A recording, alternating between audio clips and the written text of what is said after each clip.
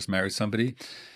Everybody was dancing by the chasana. It was so happy. We were smiling. And then I get home, and there's something about my chasana, something about my kal it really bothers me. I really don't like. We tend to think communication is about talking. Right. Everybody knows how to talk. Right. Nobody knows how to communicate. Yeah. And then she yells at him, and he yells at her, and they're not talking for 3 days until they get to the therapist's office. Marriage is a struggle. It just is. I want to show respect, really, for the people who are staying in marriages that are not these ideal marriages. Looking to marriage to help me feel a certain way about myself. Right. It almost always fails. I mean, the Taich of Mashpia Makabel, if you look at the translation, Mashpia Makabel doesn't mean boss and servant. That's not We got to make that clear, first of all. I know couples who spend all day together with the kids, and they go to Costco, and one spouse just feels lonely. We're so the same. We're so, he's just like me. We finish each other's sentences. That's a disaster. In one word, in short, if you can explain to me, what is marriage?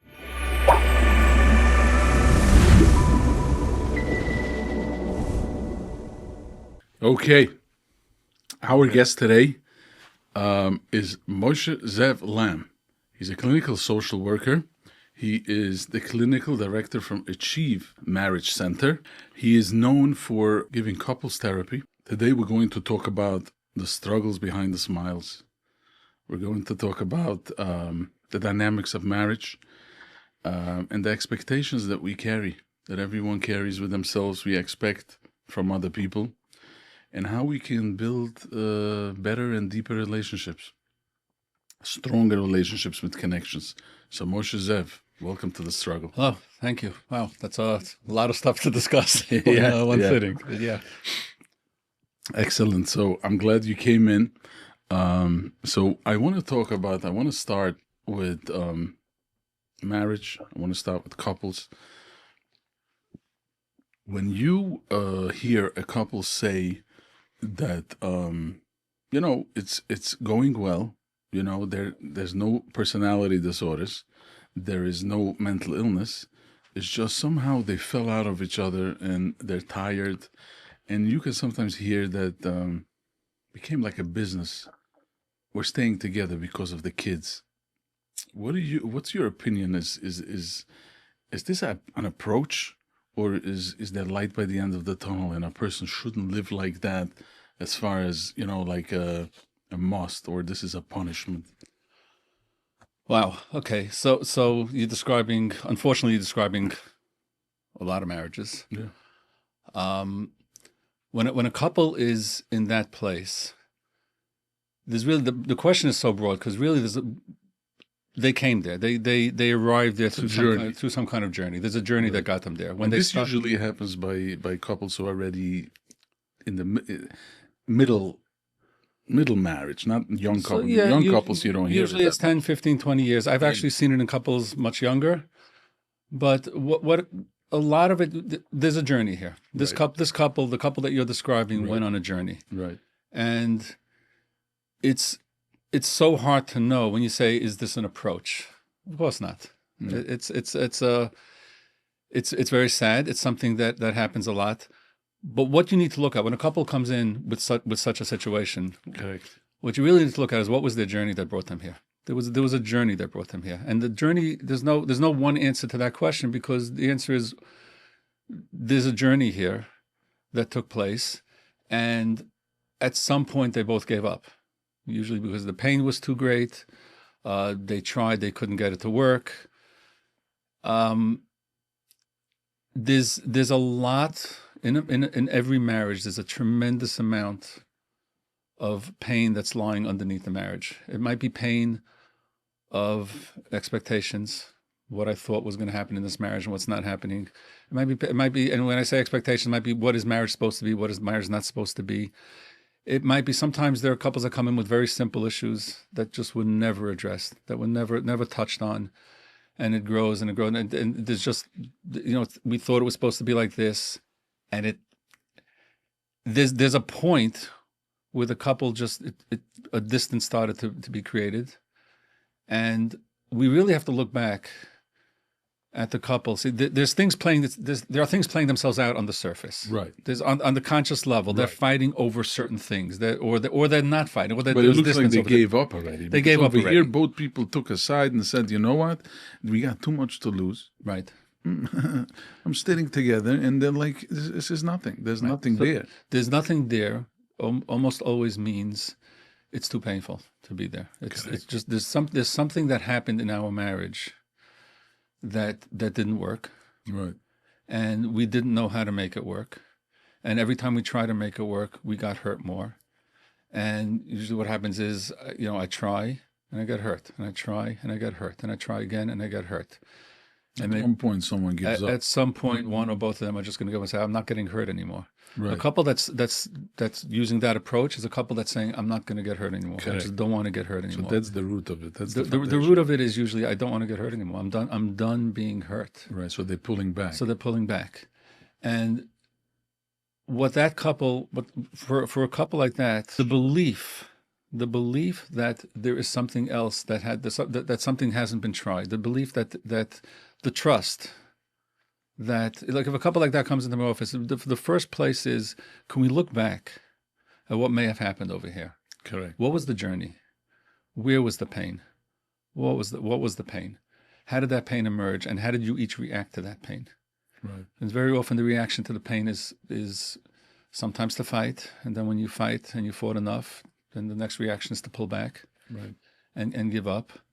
Could we look at, so many of these couples have not had guidance, or they've had guidance that was taking them in the wrong direction. But so many of these couples have not had guidance, and just, it didn't work. In other words, there was, so the approach is like so many things in life. And right. The name of this podcast is The Struggle. The struggle, right. There's a struggle. Marriage is a struggle. It just is. And what happens is people just give up on that struggle. It's just too painful. Going back and finding, so where was the point of that pain? What happened? What hurt? Right. Finding what hurt on one side, finding what hurt on the other side, and creating a trust to come back in and say, was there something that we missed in each other? Was there something that happened somewhere along the way that was causing us pain, right, and we didn't know how to deal with that pain, so we pulled away from that pain. Maybe where we are now, we can look at that pain. As a couples therapist, how do you help a couple build trust back? So the first step is to try to understand what happened. Right. Really trying to understand what happened. Very often there's some kind of cycle that took place between them, some kind of, if they can see what may have happened from a more mature place. Now they're 10 years, 15 years out of what happened. Right. The first step in building any kind of trust in the process is to, can I step back and see what may have happened? Right. And part of seeing what happened is, when couples interact with each other, they interact with each other at the level of behavior. So I behave a certain way. Right. And you interpret that behavior a certain way, so you react back to me, right, from the way you interpreted my behavior, and then I react back to you in the way, right, I interpreted your behavior. We're reacting to each other from a place of interpreting each other's behavior. Mm-hmm. If I acted a certain way towards you, I did something that was hurtful to you. Right. So now you interpret it a certain way. What did I do? What was going on inside of me? Why did I act that way to you? Right. Right now you're hurt. You don't really know that. So you're just going to react to me from a place of you're being hurt. Right. What if I can help that couple have a conversation where they're actually, and now you're hurting me, and now I'm hurting you. Right. All there's just behavior interacting with each other. Right. Being able to say, so what was going on inside of you when you behaved to me that way? Yeah. What did your internal world look like? What was your pain? Right. You give them a little bit of clarity. Having them have a conversation about that. Right. Helping them see, it's not just there's a clarity, there's just the knowledge of what happened, but then the experience of that, the experience of looking into your eyes and saying, so when you did that to me, when you walked out the door, that wasn't because you're just an angry SOB, and it was because you were hurting so deeply. Right. And the reason why you were hurting so deeply is because there was something that I might have done to you that caused you that pain. But guess what? You know why I did that to you? Can you hear me now? Because I was hurting so deeply. Right. Could you listen to what was going on inside of me? Helping a couple have that conversation, talking to each other and hearing what was going on underneath. What was the process underneath the behavior? Right. We think we know our spouses. Married 20 years, I know. Don't tell me who my wife is. Don't tell me how my husband. I've been there with them for 20 years. We don't.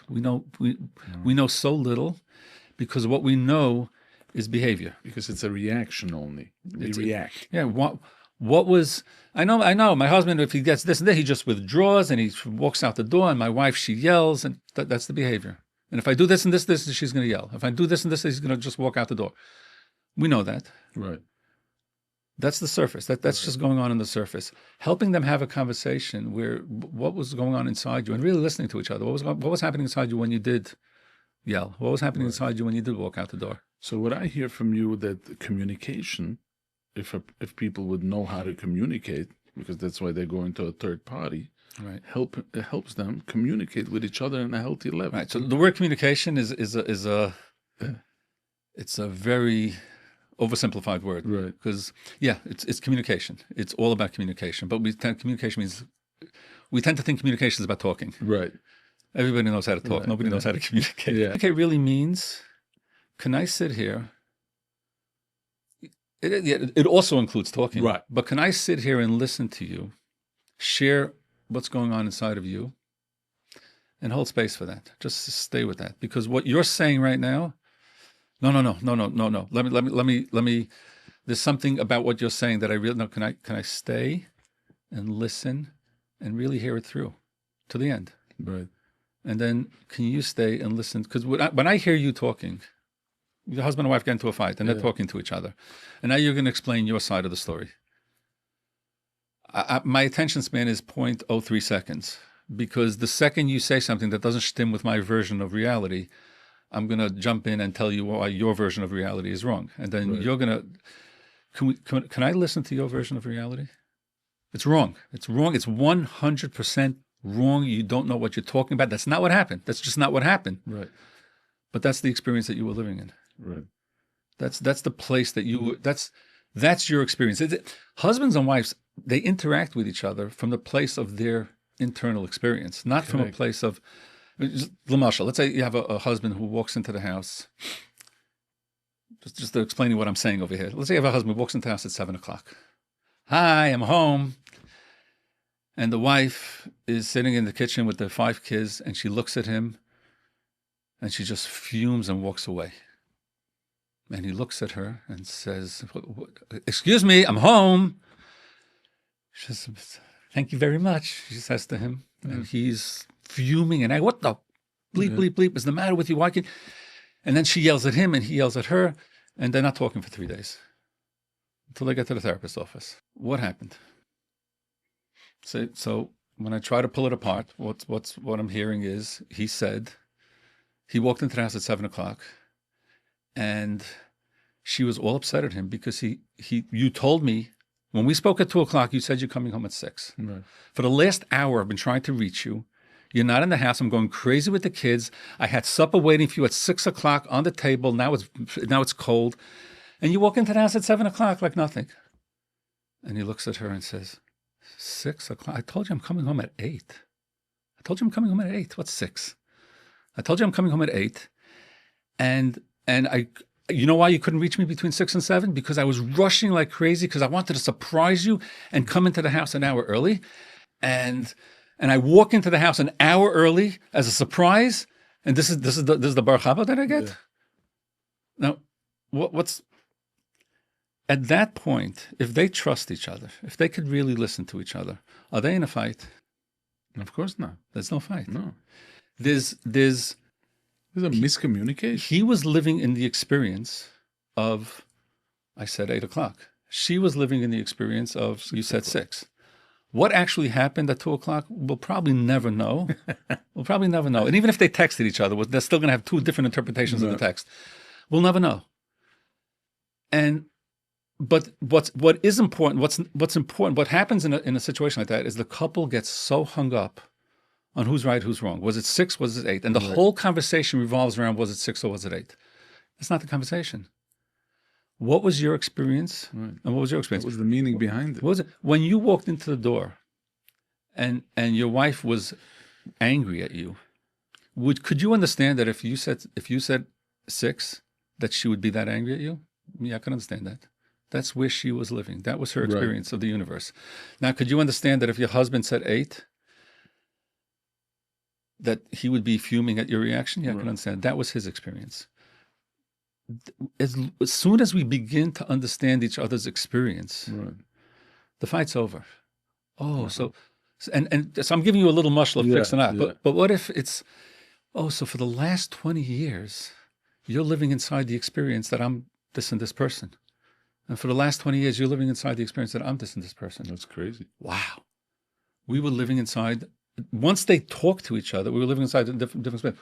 Who's right? Who's wrong? Is it 6 o'clock? Is it 8 o'clock? We'll figure that out. We'll sit down, or we'll try to make sure it doesn't happen next time. Right. But once I understand your reality, I understand your experience, and you understand my experience, that's all we need. That's all we really need to be happy. The couple that are fighting over 6 or 8, was it 6, was it 8, which is where most couples find themselves, eventually they're just going to give up. It's impossible to live with this guy. He says 8, and he said 6, and he said, hey, I can't live with her. Hear each other's experience. Yeah. So communication. So how to get communication means, can I hear you say, I said I'm coming home at 8. Right. That's not what I heard. At that moment, can I still listen to you? Can I still hear that was your experience? Can I make room for that inside of me? Right. And then she says, you said 6. I know I didn't say 6, but can I hear that was her experience? Now we're communicating. Yeah, because that is very, very important. And you have to grab yourself while this is happening, because when it's happening, when it's hot. Yeah, the triggers are, the body is not cooperating. Yeah, when the heat is on, it's I'm not going to give you space. Yeah.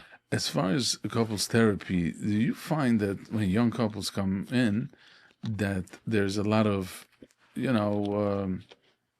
either young or even not so young, but they were not sharing with each other a lot of stuff, a lot of hate and a lot of resentment, and it comes out in the couples therapist office, and sometimes it gets worse, so it gets better later? For sure, they're not sharing a lot of stuff. I mean, it goes both ways. Sometimes they're sharing too much, right? And sometimes they're not sharing at all. But yeah, for sure, there are a lot of things that remain unsaid. That happens in your office. That happens in my office. Yeah. What you're trying to do in therapy is create a safety for both to express what the feelings are.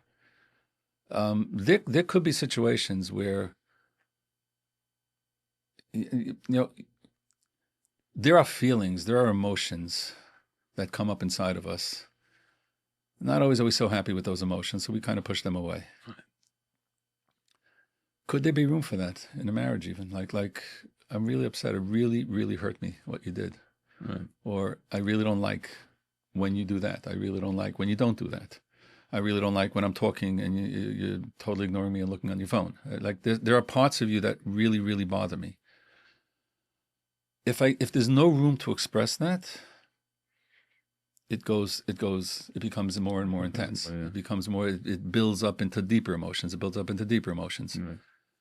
Very often we're afraid to go to negative emotions in a marriage, because marriage is supposed to be beautiful. It's supposed to be really nice. Right. I just married somebody.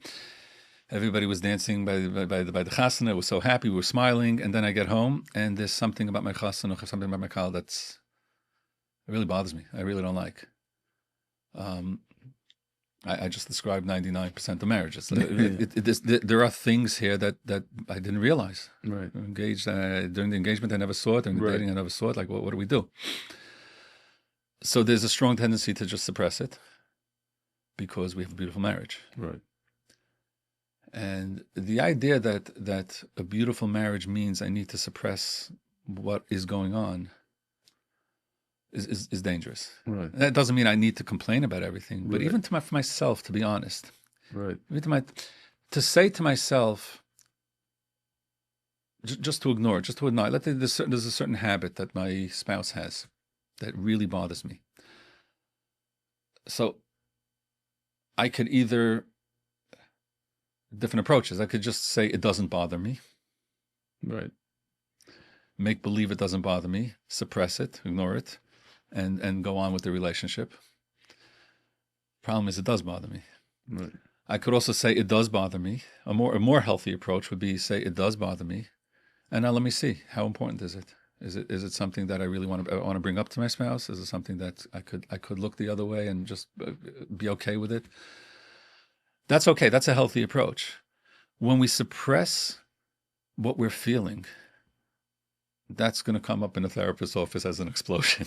Yeah, no, it's going to build up, and it's not healthy. It's not healthy mentally, physically. I don't have to share with my spouse every single thing about them that bothers me, because there's certain things that, you know what, it's a package. It's a package deal. There's something, but to ignore it, to make believe that it doesn't bother me when it does. That's what catches up to us. That's what catches up, and that's what explodes. Being able to just be honest. You say being honest with each other. First, being honest with yourself. Just be honest with yourself. What's going on inside of me? This is what the feeling. And from that place, once we're honest with ourselves, there's room to be honest with each other. And a relationship where we can be honest with each other, open with each other. We're not afraid. There's a safety to share what we're feeling. Right. It's. When do you remember a time that a couple came in and you were saying, or you saw that this is not going in a good direction, and it's kind of end up in divorce? A scenario like that. When did I think that? Or it actually happened? So I've thought that many times. It's not for me to say. Right. I'm not a Navi. I'm a therapist. I'm here to help. But you see that the couple sitting over there that or that this is not going to work. There are couples that come into therapy and it looks hopeless. Hopeless. It looks hopeless. It does. There are times when I look at the couple and just like, God, why did you put these two people together? What is the reason behind it? There could be any number of reasons. There could be just so much pain, so much trauma, so much personality disorders, mental illness. Or just 20 years of enormous pain. There could be things. There's so much distance. The couple each on their own had pain, or between them. It could be both. It could be either one. One of the biggest reasons, one of the biggest things that gets in the way of creates a certain hopelessness in the marriage. Sometimes it's connected to mental illness or personality disorder, but one of the most important ingredients in a good marriage. But just I'm going to say this, but I just want to get back to it. It's not the role of a couples therapist, I believe, to ever say, I don't think this marriage could work. No, of course that's not never my role. You're there to help, and they're coming to me to help. I'm going to help and to give hope. And the only way I'm going to stop trying to help is if they stop coming into my office. That's my role. Right. To pass judgment on, to say this marriage can't be helped is not my role. Yeah, but I think as a trained professional, they tell you not to give advice.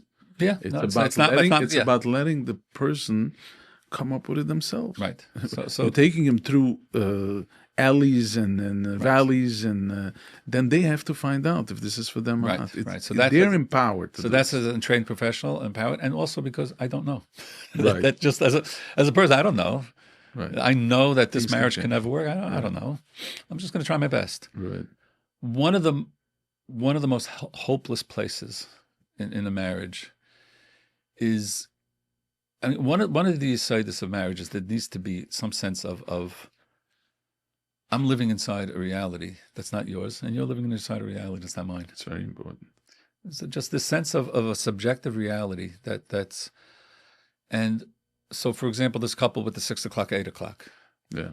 For some reason, you heard 6. For some reason, I heard 8. We don't know why, but there are differences between us. Two people look at the same thing; they see different things. We are different. We're all different. No two people look at anything the same. Right. But is there roles that, let's say, the husband has the role of being a Neusen? And she's the Macau. Is there a leader? Is there important to have a leader in the house?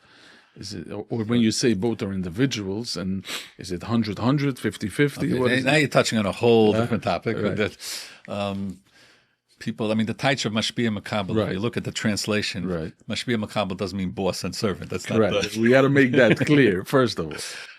I'm just talking now about, and I'll touch on that in a second, but I'm just talking on about just being able to see reality, acknowledge that we see things differently, and we always will. Right. And that's when there's a need for you to see things my way, That's where the root of the And problem is. I need that there's this sense of no, this is what's real. Right. What do you mean I said 6 o'clock? What do you mean? That can't be. That can't be. Right. There's either a 6 o'clock or an 8 o'clock.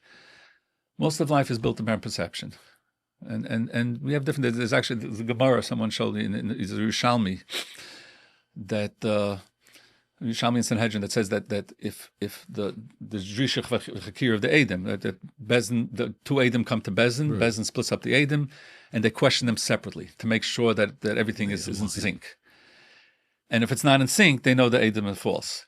And Yerushalmi says if it's in sync perfectly, it's also that makes no sense. That's not good. Like there's no way two people looked at the same event and saw They the can't same even thing. say the same story what they saw. They're going to tell the story different. Right. Like it's So not for a possible. husband and wife to acknowledge that we're living inside the same experience, but we're really not. A husband and wife that go through things. I've seen so often. A husband and wife go through a tragedy together. Rahman al-Islam, the loss of a child, some kind of tragedy that they're going through, a financial crisis. So you think, oh, they went through it together. Why they didn't. They go through an illness. I've seen couples go through an illness together where one of them is very sick. And you think, oh, they went through it together. Very rarely do they go through it together. Each one is living inside of a different experience, and being able to just acknowledge that is the key to good. When a couple comes in, you talk about hopelessness. When there's no ability to see that, when there's no ability to acknowledge subjective reality, that's the death knell of a beginning marriage. of an end. Yeah, The beginning of the marriage can't survive inside that, because the Metzias, the reality is there are two experiences, and if we don't acknowledge that, no marriage can survive that. What if sometimes there is a couple, one evolves and the other one, is still staying where they were? Let's say one grew more than the other. And all of a sudden you hear, it was going for a few years, it was okay, but somehow one is outgrowing the other in a lot of ways. It may be in spirituality, it may be in other ways. What do you say to a couple like that?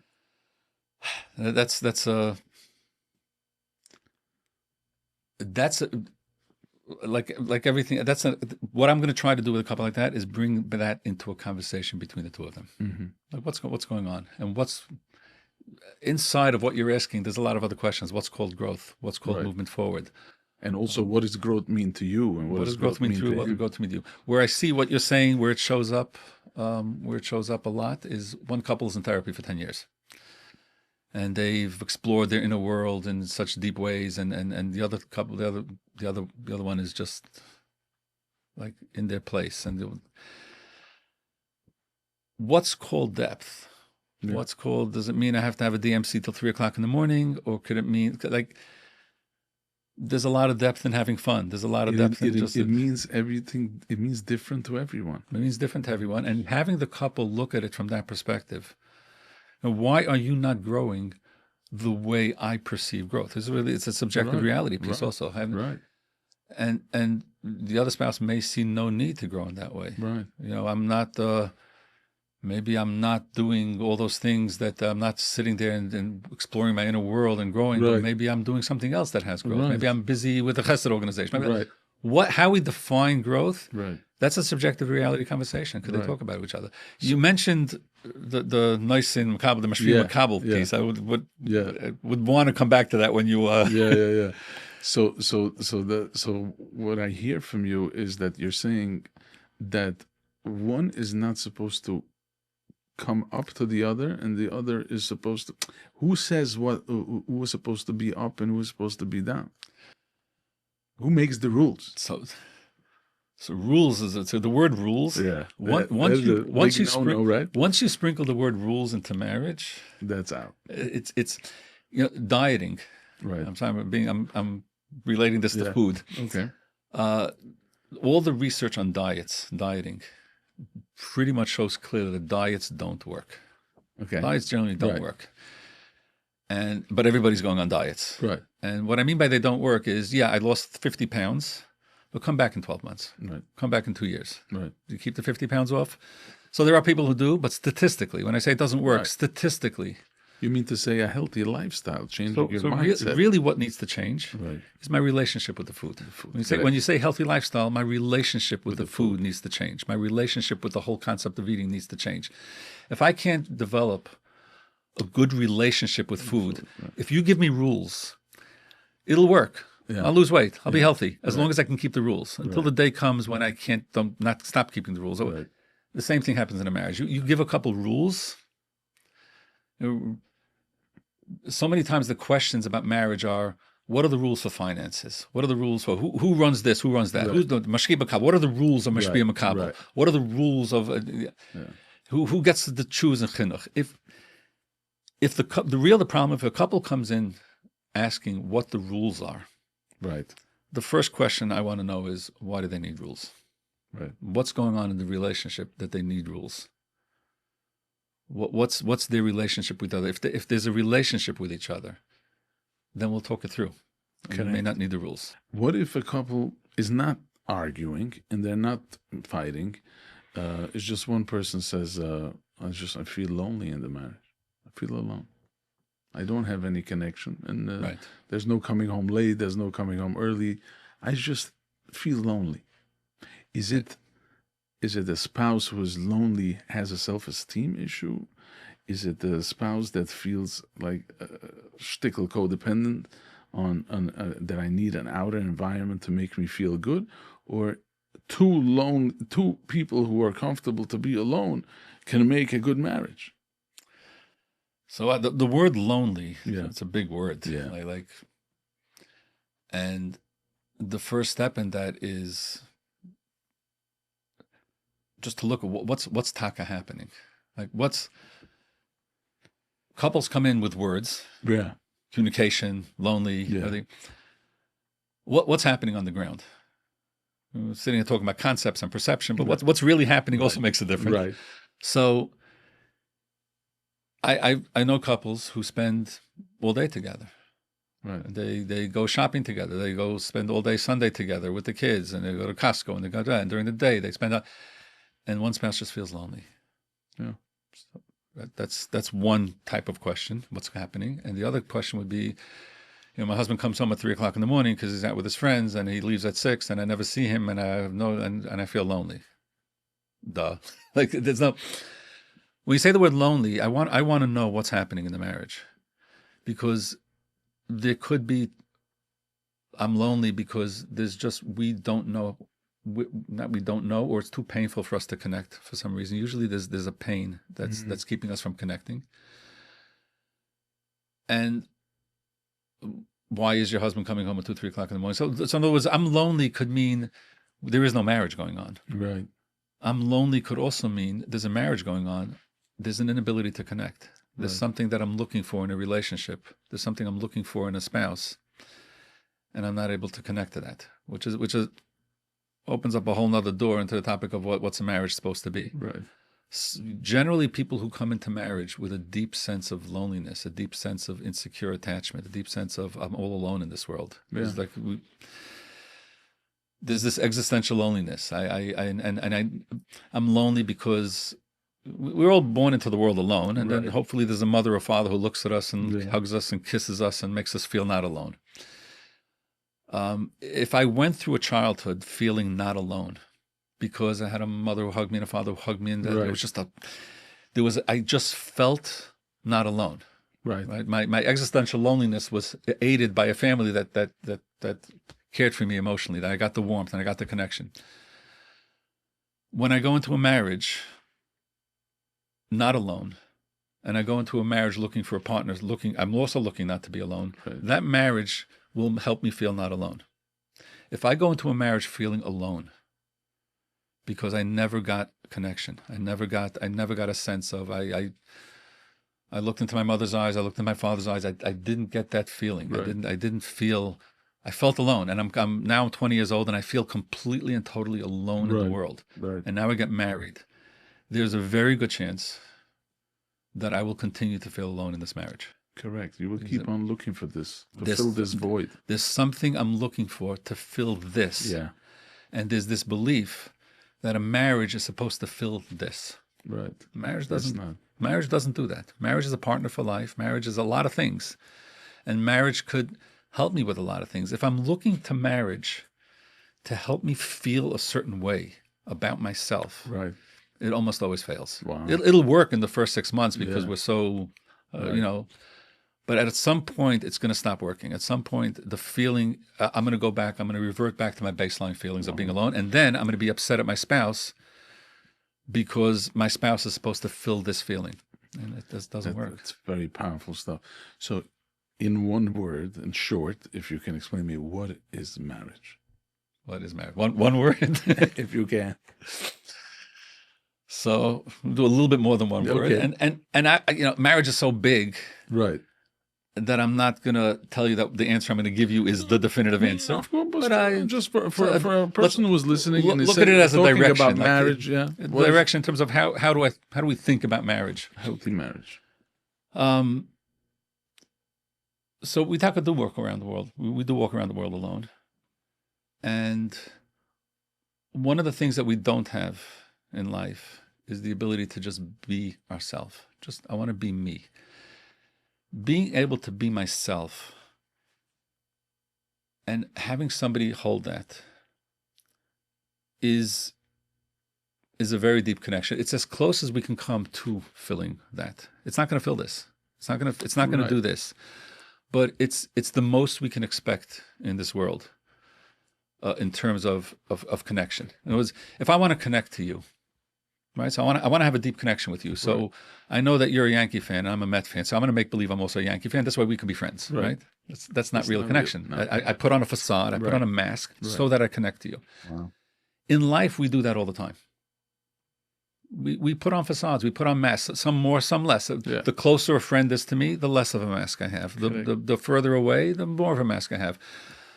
I go into a supermarket. I'm not going to walk over to somebody and say, "Can I share with you my deepest pain?" Like it's not like I'll smile, even though I'm having a really bad day and I really want to just kvetch. Hi, how are you? I smile. There's a mask on, and we walk around the world with masks. We have to. That's what allows us to interact with each other. We all walk around with some level of mask, and that adds to the loneliness. That whatever the feeling over here is makes it more lonely. One of the things we're all looking for is I want to be myself. I just want to be me. And the only way to really be me is in connection, because I can go to the top of a mountain by myself and be me, but that's not me. Me is also a social person. I want to be me and I want to connect as me. Wow. And the more I could be me, the deeper the connection is with you. If you accept me with all my garbage, and I could show up as me and still connect to you, now I feel deeply connected and deeply me. The less of the facade that I have to put up to connect, the more, first of all, the more I could be myself. Right. And the more I can connect. Marriage is a place where we can be ourselves. Wow. It's really, people think of marriage as connection. It's all about connections. Oh, no, it is. It is, but it's a place that I can show up safely as me. Where else in the world can I show up safely as me? That's amazing what you're saying. What I hear that you're describing is that marriage is the most beautiful thing in the world. Could be. It should be. Could be. Yeah. Being alone, like on a mountain, living for yourself is not an option. Right. You're not being fulfilled. But if you can have a partner, you can be in a marriage, and you can be 100% authentic. You can express yourself. You can be comfortable, and you can be seen. Right. It is the most powerful thing in the world. Most powerful thing in the world. Because it's fulfilling. It's an unbelievable place that you can express yourself, or you hold each other, like what you said before. Understanding that I see things from my perspective, you see things from your perspective, and having an open mind to that. If I can show up just as me, and you look at me and say, I don't understand you, but hi, welcome. I don't have to understand everything that's going on inside of you. You can. Marriage is a place we can be. We can undress, literally, figuratively, and literally. It's the only place in the world where we get to undress and just be ourselves. Full self-expression. That's. It's very well explained what marriage is supposed to be, because It is beautiful if you can get to that place. That place, yeah. With the communication. It's an incredible place. It's an incredible place because you walk through not an easy world and not an easy life and challenges.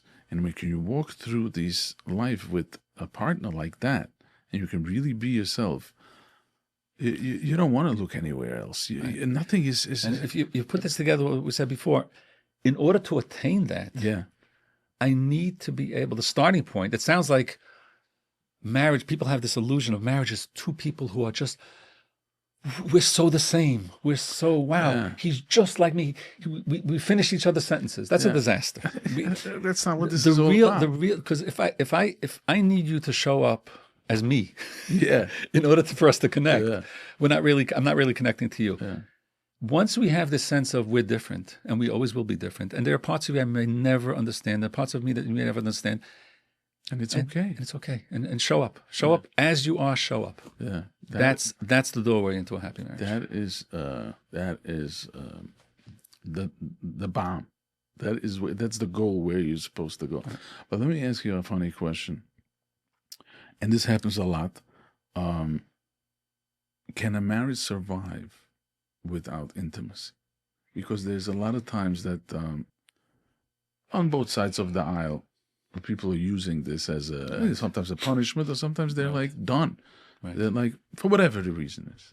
But so define the word survive. Yeah. Are we staying together because we have 8 kids and we have to make sure we just got to get them out of the house? Right. Yeah, a marriage can survive without intimacy, if that's what you mean by survive. And very sadly, there are marriages like that. There are marriages like that, but survival is not what we're looking for. It's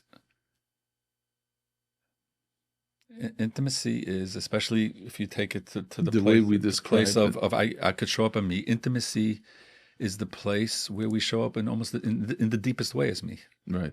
I said literally and figuratively. Right. So literally, we take our clothes off. That's right. If that's not happening, there's a part of me that's just not showing up in this marriage. There's a distance over there because that's what brings it you're more comfortable and you're open. Yeah. It's. Now I want to be careful over here because I don't want to push aside. There are very sadly marriages that are surviving, and there are people who are staying in marriages as a survival. Like when I said we're going to stay together, we'll survive because we have 8 kids. I don't want to hurt people. When I say that, I have to be careful because there are people who are saying, you know what? This marriage can't work, but I have a bunch of kids and they didn't do anything wrong. Right. Or maybe I have a spouse who didn't do anything wrong.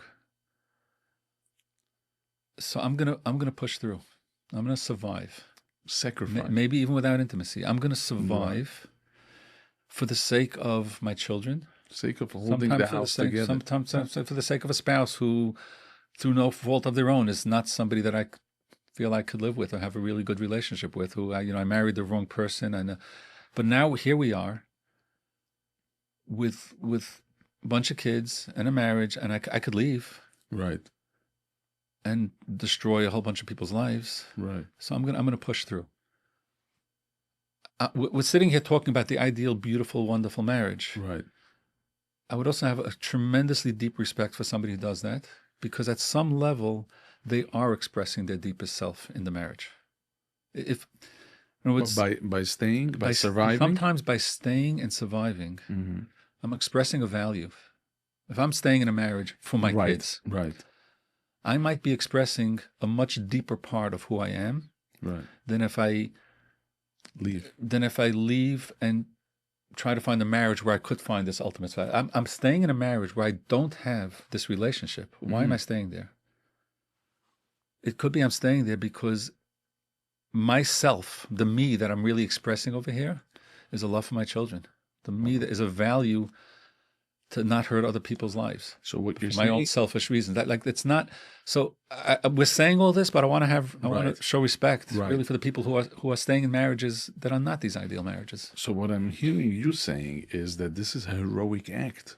A lot of times. Sometimes I've seen people engage in heroic acts like this, and for those people, what I would tell those people is very often, like, if somebody's sitting there saying, wow, I'm listening to this ideal of marriage as this place where I can just be me, be me, be me. But how do you define being me? Maybe being me is going to the core of my deepest self and saying, I'm going to do this for my kids. I just want to make room for that. I like the way you look at it always from both sides of the aisle. Right.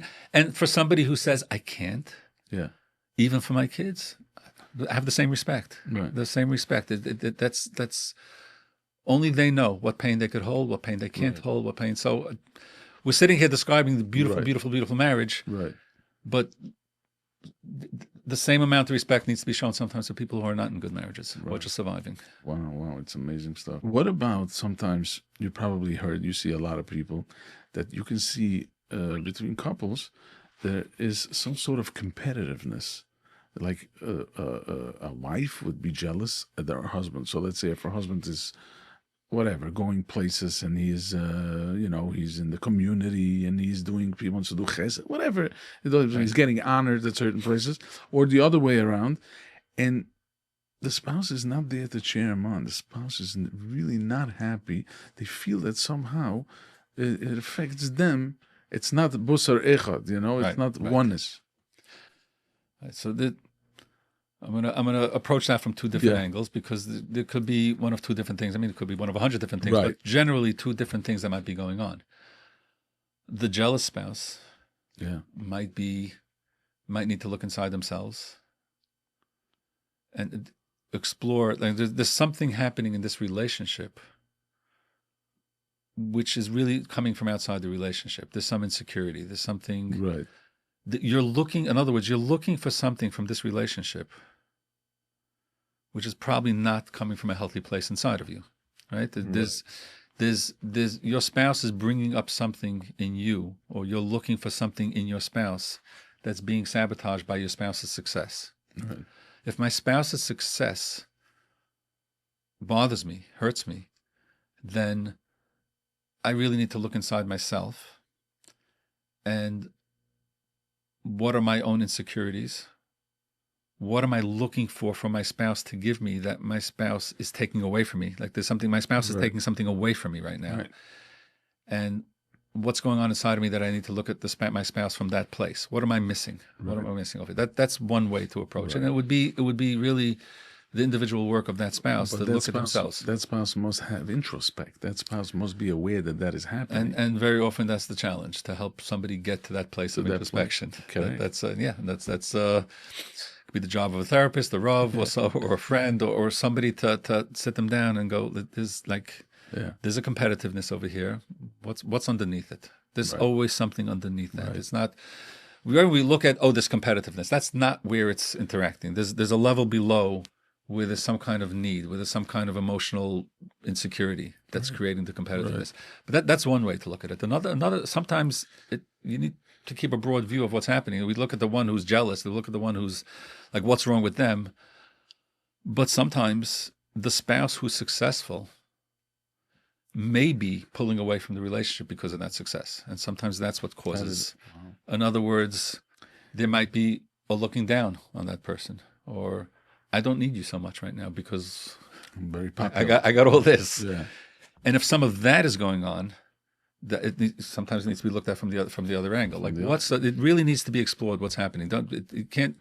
It's not one paintbrush. Right. You can't jump to conclusions. And sometimes it's a little bit of both. Sometimes it might be a little bit of each one. But those are the two general places where to look in terms of competitiveness. Competitiveness by itself is something underlying that is either one spouse's insecurity or the other spouse pulling away. Because naturally, it's not the spouse and a couple shouldn't, You want to say, I'm so proud. Look at my wife. I'm so proud of her. Look at my husband. I'm so proud of him. Shouldn't be a competition naturally. There's an insecurity there, or there's either an insecurity or there's some truth to it. Or there's somebody who's pulling away and finding their stuff in the world instead of at home.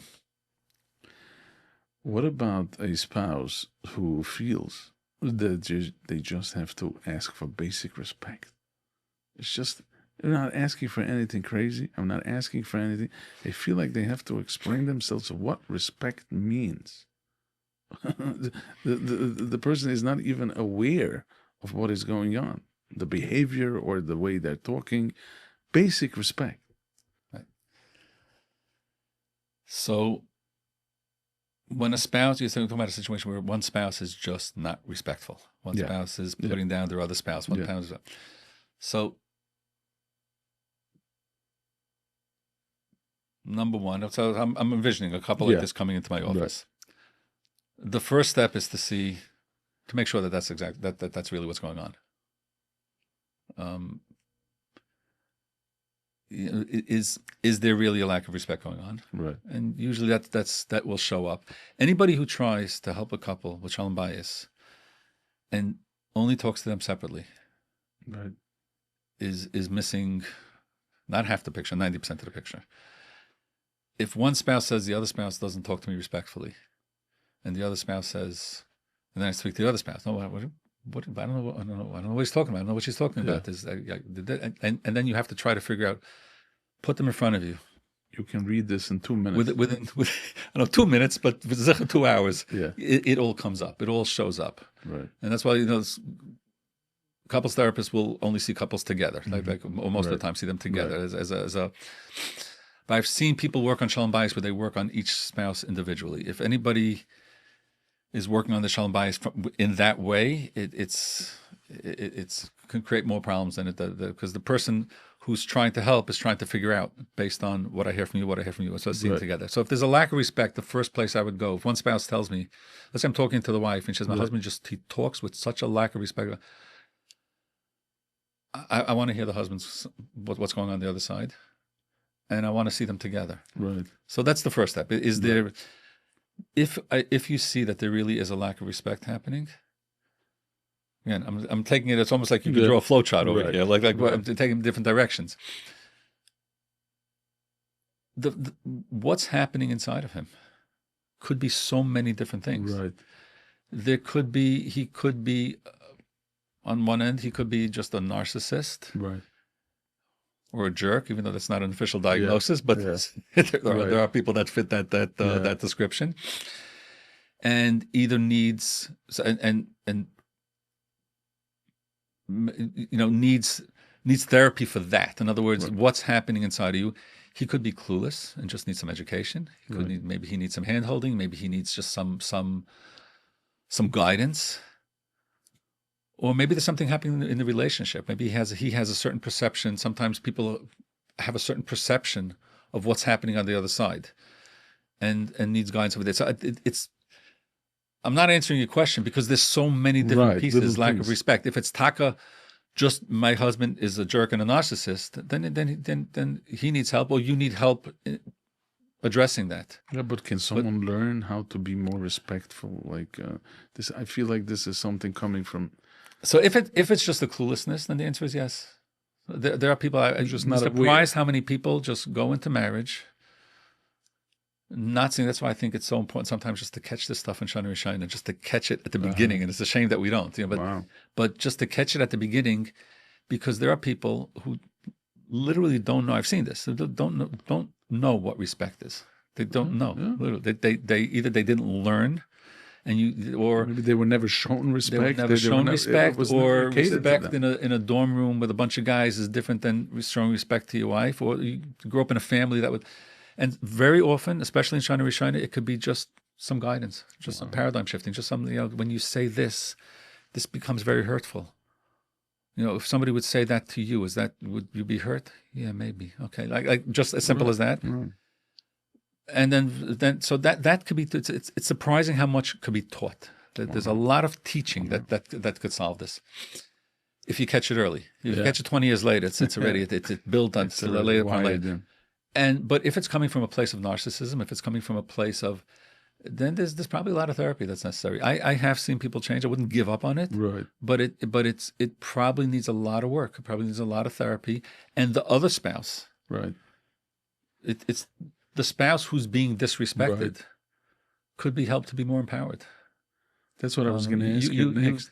I'm sorry, if you talk to me like that, then the answer is no. When you want to come back and talk to me more respectfully, then I'll listen to you. But right now, I can't listen to you when you talk to me like that. Or if you're yelling above a certain decibel, I don't have the ability to hear, so I'm going to walk away.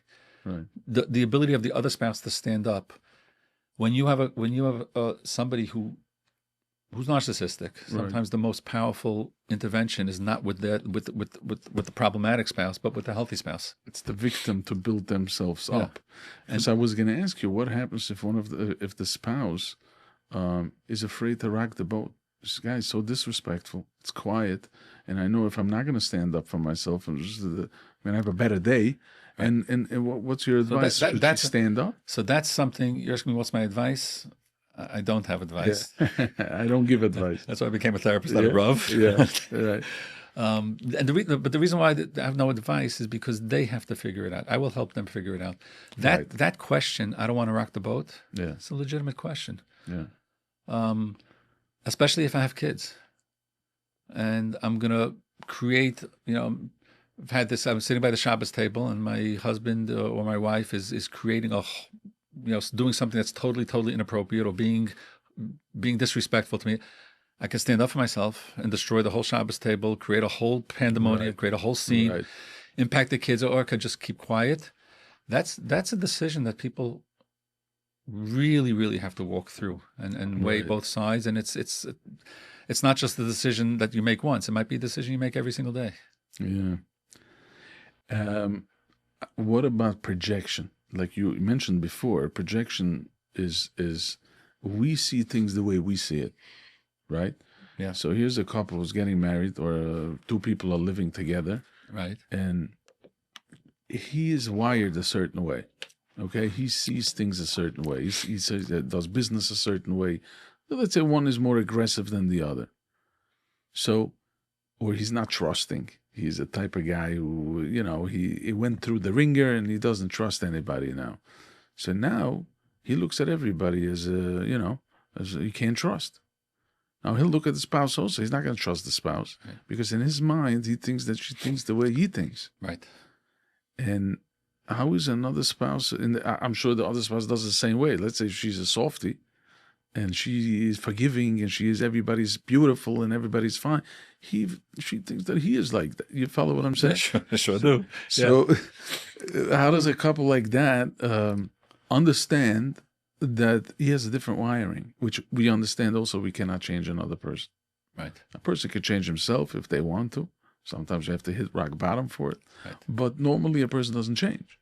So there are two people over here and projecting each other's ideas onto each other. So you're describing a process that comes into couples therapy literally every single day. Every day. This is, and the basic answer is, can they begin to talk to each other and really hear each other? The problem very often when couples, you talk about projecting, it goes even deeper than that, because the way I see you, right, has so much to do with what's going on inside of me, right? Yeah. So I'm seeing an interpretation of you. I'm seeing my interpretation of you. I'm not your seeing interpretation, you, right? Correct. I'm seeing Perfect. My interpretation of you, and you're seeing your interpretation of me. And our interpretations of each other are what's communicating. You and me are not communicating. Right. Can I help them go into a conversation where you and me actually begin to talk to each other? Right. And that goes back to you said communication, to the listening. Like, I know that this is how I see you, but now I'm going to listen to what you have to say. Right. To hear what somebody is saying is very hard if I have a projection on them, because what you're saying doesn't stem with what I see. Right. Another layer of that is, even if I'm projecting on you, I see you, and the truth is, all I see is your behavior. I don't see you. You see my behavior. I see your behavior. We don't see each other. And then I have to interpret your behavior using my projection, and you're going to interpret my behavior using projection. At that point, we're not listening to each other. The words are almost meaningless at that point. I know you're saying this and this and this, but the proof is in the pudding. Look how you behaved. Right. You're saying this, but you behave like that. Did you behave like that? Or was that a projection? Correct. Did you... Another layer, I keep saying another layer of that is who I am. And when a couple gets to realize this, it can be very powerful for the relationship. who am I in terms of, I don't mean who am I in an existential place, I haven't got a clue, but who am I in terms of how I am in the world, how I show up, how I behave. So I'm here with you. You see me a certain way. In my office with clients, I'll show up maybe a different way. In my kitchen, in my house, I'll show up a different way. With my kids, I might show up a different way. In shul, I'll show up a different way. Who I am has so much to do with who I'm with. There's no... we don't live by ourselves. We interact with people. So how I show up is so tied in to the person on the other side of what's showing up. Do I feel there's something I need to defend from you? Is it something, which part of me do you bring out? Right. And very often in marriage, people bring out who I marry the person I marry will bring out certain elements of me that if I married somebody else, different things would have been brought out. If I have a very strong spouse who takes charge, right, the part of me that takes charge may diminish. Even though before I got married, there was a take charge part of me. But in this marriage, I'll give you room to take charge. So a different part of me comes up. Right. When I look at my spouse, am I seeing my spouse? Or am I even seeing a projection of my spouse? I'm not even that. I'm seeing a projection of my spouse the way they are with me. Right. That's all I'm seeing. And who's the me that's showing up? The way I am with them. There's a feedback loop that's going on between us. There's a cycle that's happening between us. When a couple can really begin to talk to each other and get underneath that. Yeah. Peel away all the layers. You and me are going to talk to each other. And suddenly there's a realization. So you were like that because you experienced me a certain way. But the way you experienced me had to do with the way I experienced you, which had to do with the way you experienced me, which had to do with the way you experienced you. And that's our relationship for the last 25 years. Right. So how do you peel that away? So the process is, can I get them to begin to hear each other? It's a very, to slow everything down, get to a place of where the emotions begin to come up in the conversation. Can you hear what your spouse just said? And if the answer is no, I can't. So what's going on inside of you that's preventing you from hearing it? Then let's see if we can work on that. We want to peel away layers in ourselves that might be getting in the way of allowing us to hear what our spouse is saying. Right. You and me talking to each other is the goal. Yeah. Can I get there? Because most of the time you and me are not talking to each other. Wow, but it's an art. It's a work. It's a lot of work. It's a lot of work. Marriage is a lot of work. Marriage is an enormous amount of work. And also it's mind work. Yeah. It's it's not so simple. It's not simple. Relationships is work. I mean, the truth is we're not. Also, people are coming into marriage without the appropriate education of what a marriage is. I mean, it's the most complicated thing in life, and there's no lessons. Yeah, or very few. Or there's lessons before marriage. Right. There's a lot of stuff out there. There's lessons before marriage, but once they get married, I really believe the first year for sure of marriage just needs ongoing guidance. Refresher courses, ongoing and guidance. Yeah. That really should be. Otherwise, it's really complicated. You know? Yeah. How would you know? And especially also today, it's more. We expect more from marriage. That's also something. It's just historically. Yeah. Our great grandparents probably didn't expect as much from their marriage. Why as we do. You feel that's because of the social media and people know more and there's more knowledge and everybody knows everything and it's the expectations are huge. The expectations of marriage today are huge. Yeah. There's I don't know if you've heard of Esther Perel. Esther Perel is a couples therapist who wrote a brilliant writer. One of her lines is that what we used to seek from a village, we now look for in our spouse. Wow. Our spouse is everything to us.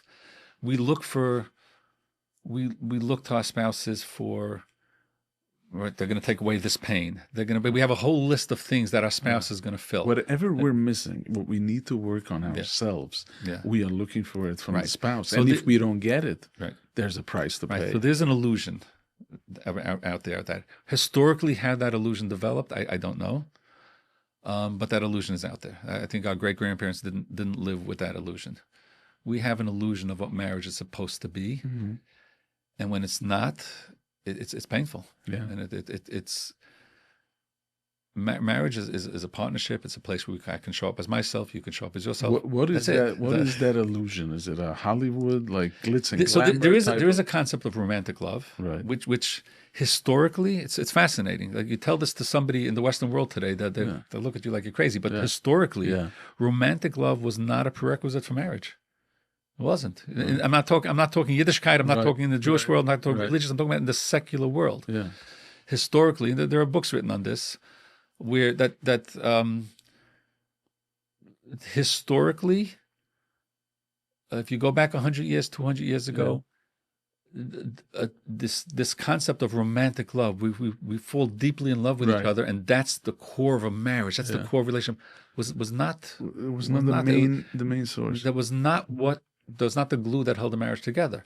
If we stay together, and I can show up as me, and you can show up as you, and we're going to fall in love. We're going to have this loving relationship. What was the idea going in? Was it more of a business idea? Not business. We're going to build something. We're going to build something. It's children. It's a relationship. Build a family. We're going to work together.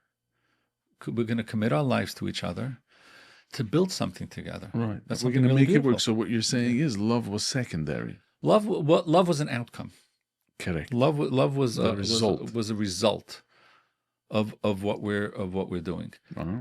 There was definitely this romantic love that existed, but it wasn't looked at as a prerequisite for marriage. Right. It was something that flowed from the relationship. Uh-huh. That's crazy. That's crazy. But let me ask you, while we're on the topic of technology, social media and stuff like that, and there's a lot of access to it. If someone is stuck on it, if someone spiraled down that road, it doesn't matter who, one of the spouses, right, and it gets out of control a little bit, and they're going to sites they're not supposed to go, or porn sites, or whatever the case is. Right. How should the other spouse look at this? Could this be called cheating? So the question is pornography cheating? Correct.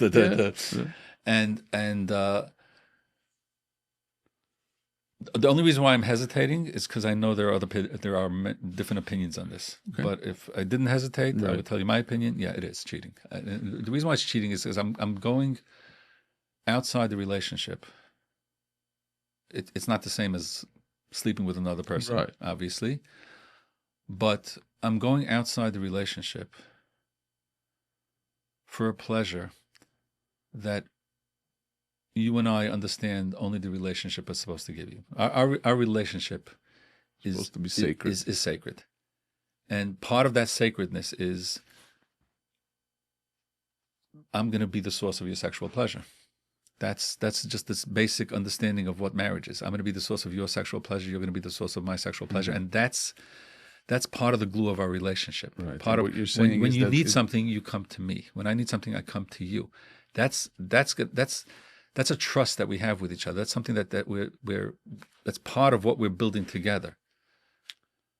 You're going outside the relationship, even if it's not with a real person, but you're going outside the relationship to fill that pleasure in you. That means you're not going to come to me exclusively for that pleasure. That's very painful. That is experienced as a betrayal. If you want to look at it as technically, is it a betrayal? I don't know if I would even ask that question. Right. It's the experience of the spouse who's being hurt is he doesn't need me or she doesn't need me for this part of for this most sacred part of the relationship. That's going to be experienced as a betrayal. Right. So even though the spouse would say that nothing against, they have a pretty decent marriage, they're living a good life. Right. He's just addicted to it. Addicted to it, and in that sense, there's a lot more work to do. It's a lot easier to overcome that than if there was a real betrayal where he was sleeping with another woman or she was sleeping with another man. That's obviously a much more difficult situation. So there is something to be said for, it's not, there was not another person. Right. At the same time, it's not like you have a tithe of candy and you're eating candy behind my back. This is something core to the relationship. This is something that's sacred to the relationship. And you're it's going to hurt our relationship. You're not going to come to me for the most sacred part of our relationship. Right. That hurts. Right, because there's something being severed here. There's something being severed. This is a core relationship piece. This is a very core relationship. I've actually had a husband say to me, and if I eat pastrami sandwiches behind your back, Right. And I gain weight, this is the line I've heard is, this is between me and God. It's not between me and you. It's between me and God. Right. I don't buy that. You don't mind. It's not when you want to build a solid. It's right. Right. Now, as far as financials, let's talk about financials. Okay. And this is where I'm going to bring you into mashpia makabel. Okay. Because if we want to go down that route, the svurim, spirituality, that a husband is supposed to come in, is supposed to know his role, and his role is to be a giver. And the wife is not a taker, she's a receiver. And all you need to know is that you're the giver. Right. You're the man in the house. So, is it his responsibility fully, is my question? Is he supposed to share everything about the finances? Which means sometimes he has bad days, good days. Sometimes he got involved with some debt that she's not, if he's not seeing it, she benefiting from knowing how bad the situation is, we'll get out of it and this and that. He's a man now. Right. How should someone handle that? And sometimes I've heard from women who are very upset that he doesn't share. I want to know. What's going on.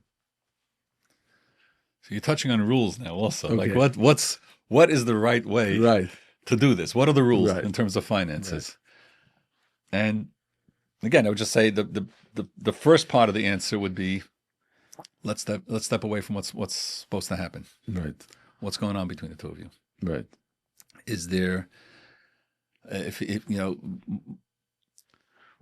how are you interpreting being a giver? How are you interpreting being a receiver? What's you're defining every word of you're saying when someone says I am the mashpia. Yeah. What is a mashpia? What's your role as a mashpia? Okay, so let me just spend a second defining mashpia. Spend a minute defining mashpia makabel. Mashpia is the one who's giving. There's a shefa. There's a shefa from me coming to you. Yeah. Right? The lashon, the word shefa, the word mashpia, is, if you look at the words that were chosen by Torah, it's a beautiful word.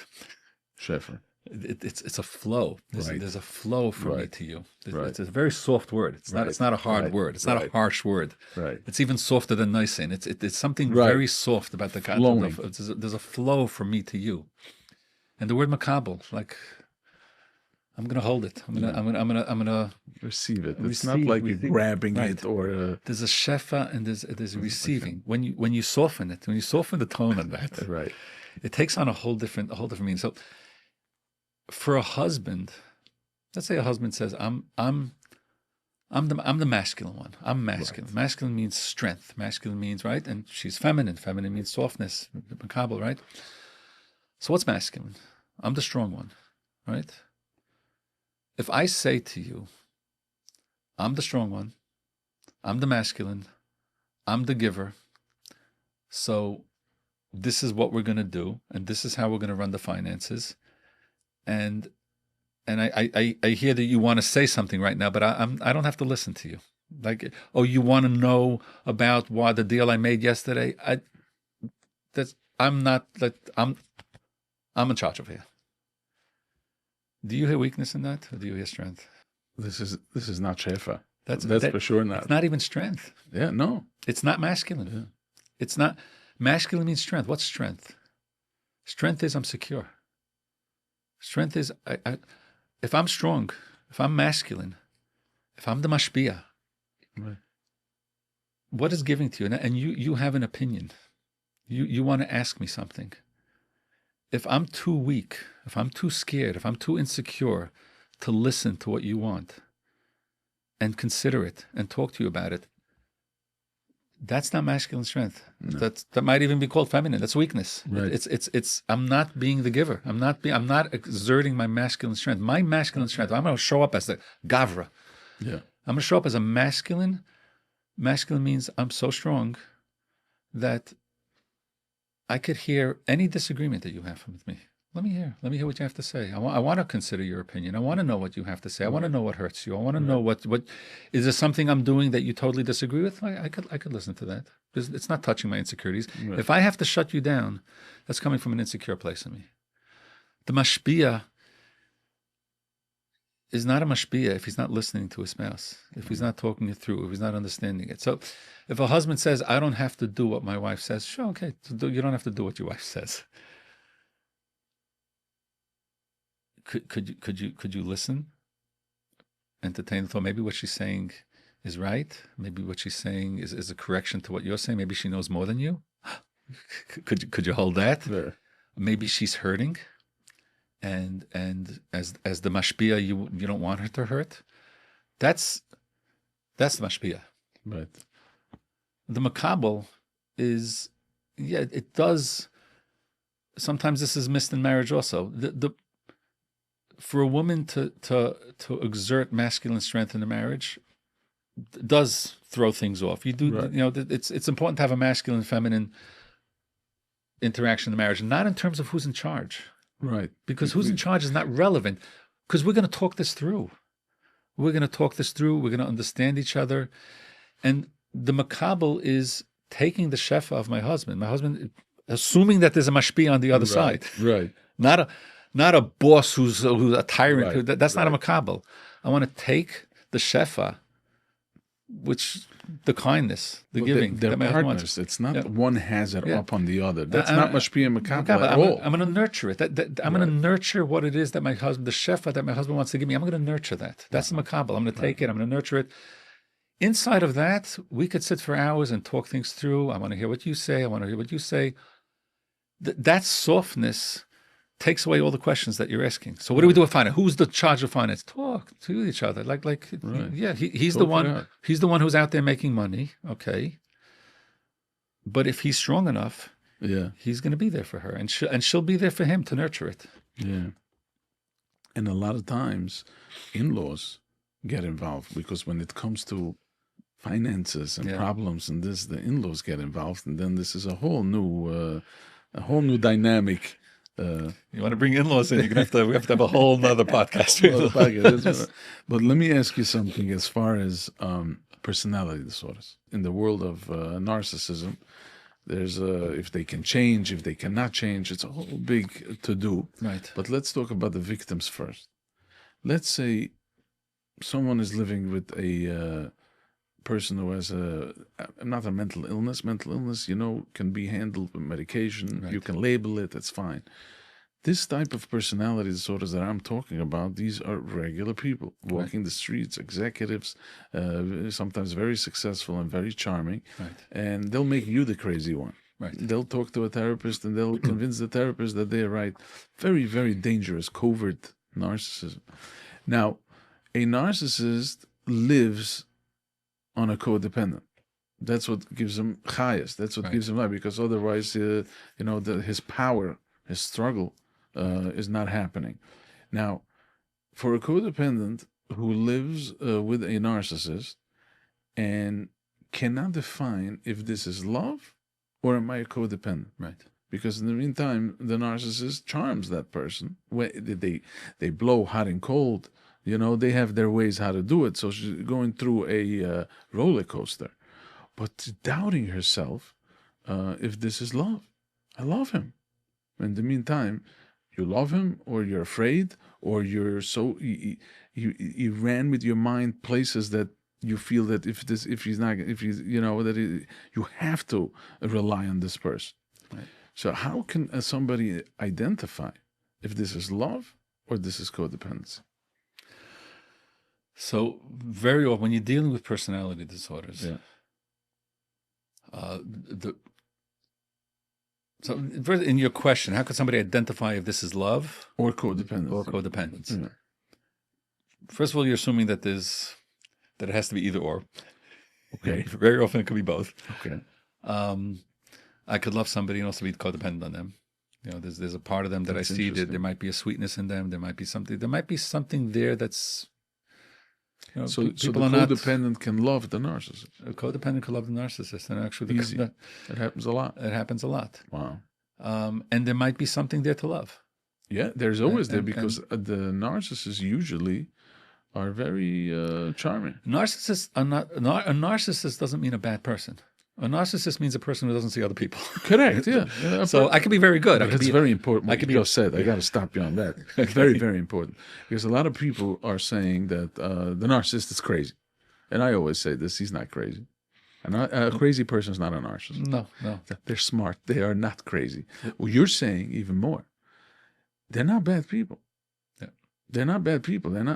They are just not in touch with reality. They live in their own world. We all know narcissists who are out there doing a lot of good. Wow. Right? They're doing chesed. They're doing a lot of good things. Yeah. Totally from their own perspective. Totally doing what makes them feel good. Totally doing that. Not seeing another person. So right there, the spouse might see a very good part of that person. It's not. It's so not black and white. Right. It's so not black very and white. complex. And it could show up in both ways. It could show up as a kindness. It could show up as a giving, but it'll only be kindness and giving as long as it's from their perspective. As soon as I have to see your perspective, it's all the kindness and giving is gone. It's lost. Wow. So in terms of it's the codependent in this kind of relationship.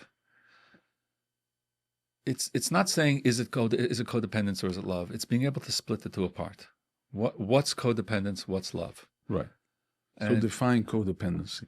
Codependency is that I am completely responsible for your happiness, for your care, for you. If you're upset about something. So the codependent walks around on eggshells. 100%, totally. Just taking on whatever his issues are. I had it's a classic codependent situation, a husband and wife, where the husband would do something wrong. Yeah. Let's say she would ask him to take out the garbage, and he didn't. He forgot. He would forget something. He would do it, and she would get upset. At the beginning of the marriage, like, I asked you to do this for me, and it's the garbage truck came. We missed the garbage already, and he would feel so bad. I'm so sorry. I'm so sorry what I did. I feel so bad.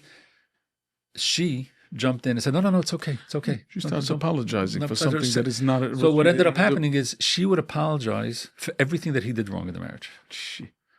This is. I didn't see this couple until 10 years later. So there was the dynamic that was set up was he did whatever he wanted.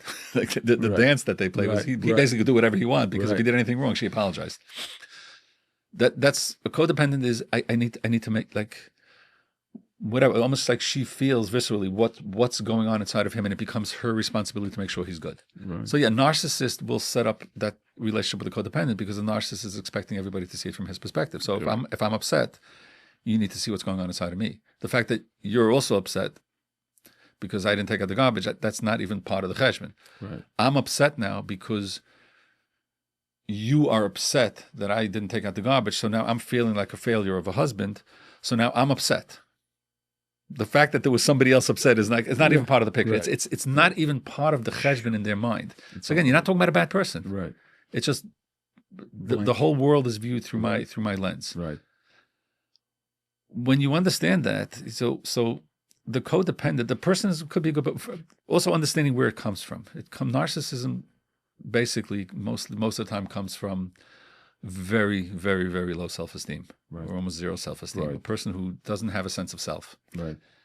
And because they don't have a sense of self, if I don't have a sense of self, then I need to make sure that everything revolves around me. Because if I see it from your perspective, I begin to lose myself. Right. If I start to see things from you, then where do I fit in? So they hold desperately onto themselves. Right.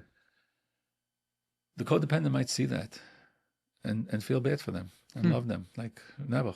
Like this I've seen also. Like this. He's really. I know he's doing this and this and this, but he's really a little teddy bear. Like he's so lost inside. Yeah. So codependence, love. There's almost no line that you could slice it. It's almost that it's a Codependents, first of all, shrink themselves. yeah.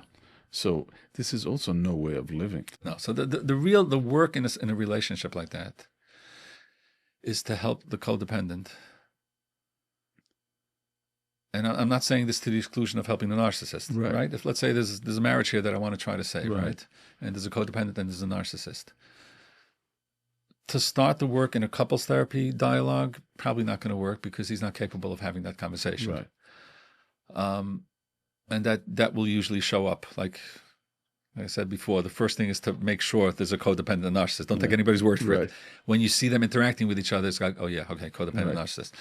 Once we've confirmed that there is a codependent narcissist, the next step is probably not to work in couples therapy because that's not going to work. It's also not to work with the narcissist because he's fine. He's happy. He's okay. Yeah. The world is working for him. Yeah. The work is with her.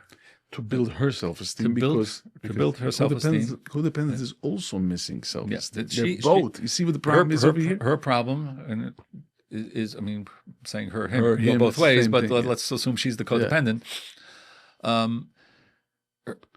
She has a lot of work to do in terms of there might be just as much low self-esteem inside of her. She's feeding off of him. So you have two people here with low self-esteem. The problem is there's no door in for him. Correct. Because his life is working for him. Correct.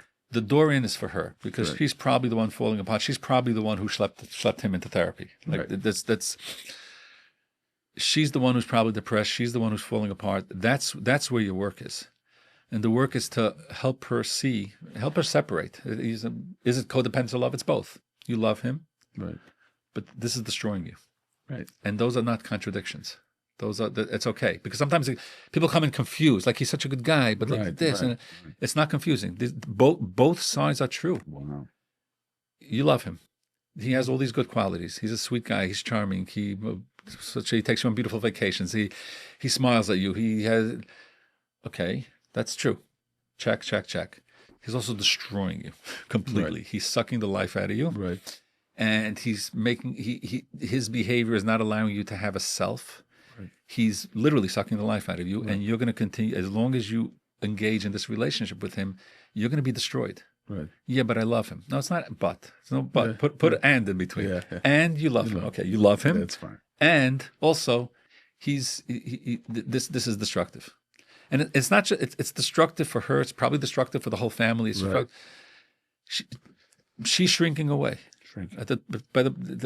Just disappearing as a human being. Wow. Empowering her, helping her, and that's an avoida. That could be a very big avoida. How does a codependent build their self-esteem?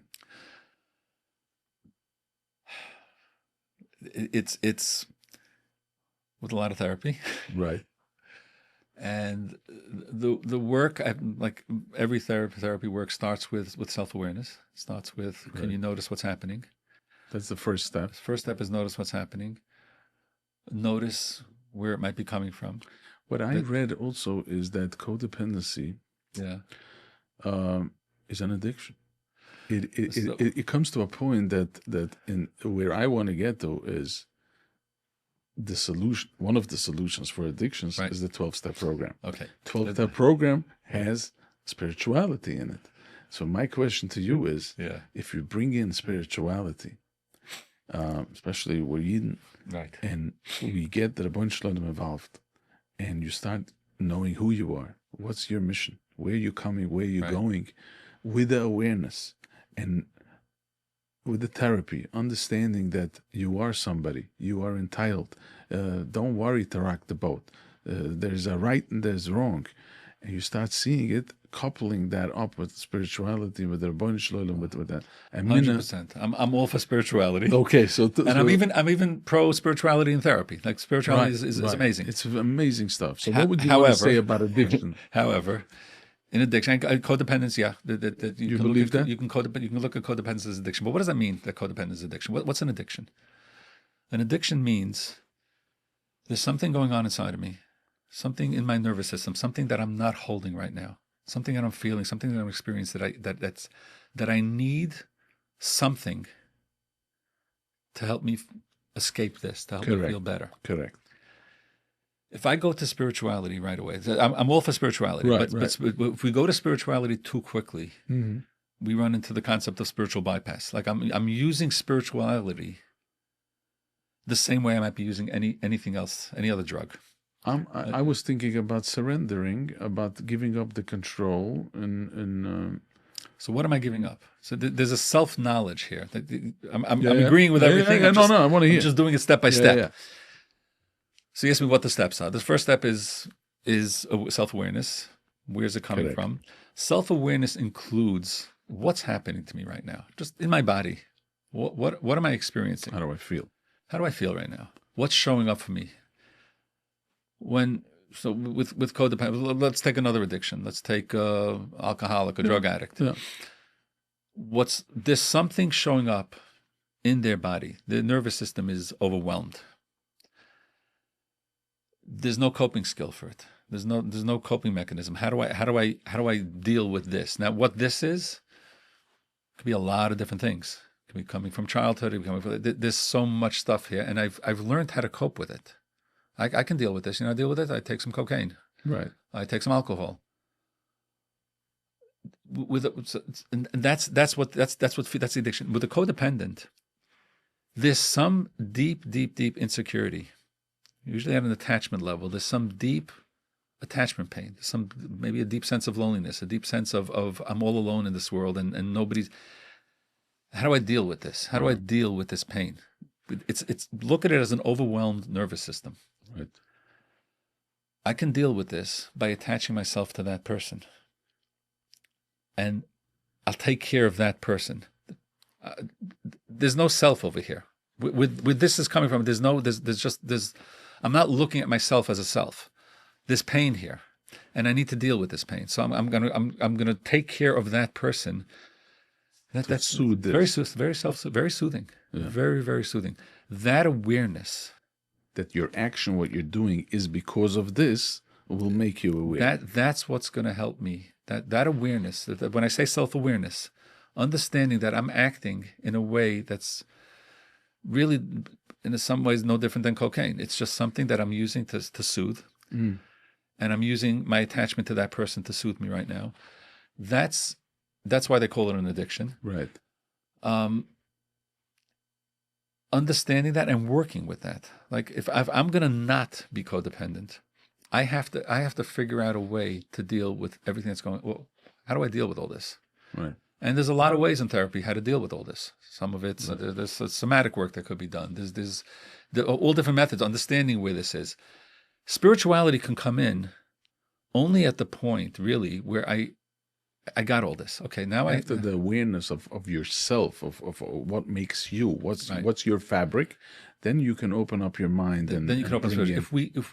If we jump away from self, if we go to spirituality before we have self-awareness. And when I say self-awareness, I don't just mean up here. I mean down here. Right.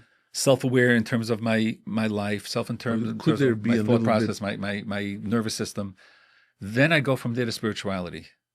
That's where spirituality can have a massive impact. Could there be a little trauma bonding also, since the narcissist is the mastermind manipulator?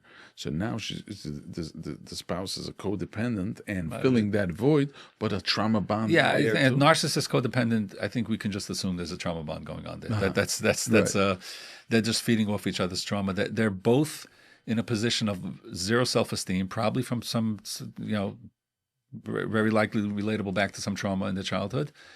And that's how they're feeding off each other. That's how they're making each other feel good. Wow. So the work is really with the codependent.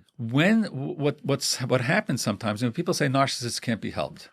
What I've seen happen sometimes, not always, sometimes, when the spouse who's codependent, it's called the victim spouse, whatever it is. It might be codependent, it might be just a victim of narcissism. When that spouse becomes the reason why narcissists cannot be helped is because their life is working for them. Yeah, they have no introspect. Why should they introspect? This is working. This is I created a situation where I'm the center of the universe, right? And that helps me deal with my low self-esteem, and I'm just controlling everything. What happens when that starts to fall apart? Mm-hmm. What happens when that dance doesn't work anymore? Right. Because my spouse is not putting up with it anymore.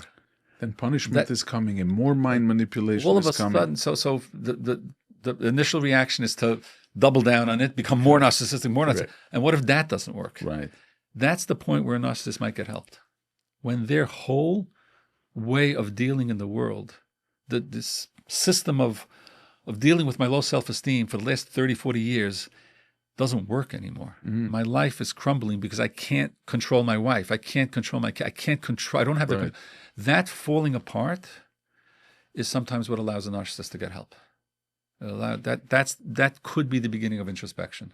That's the narcissist. Or not. Yeah, but that's the narcissist's rock bottom. When he starts, his facade When the facade crumbles, break. it stops working. Yeah. And when you help the spouse Build make up. sure that doesn't work anymore, Right.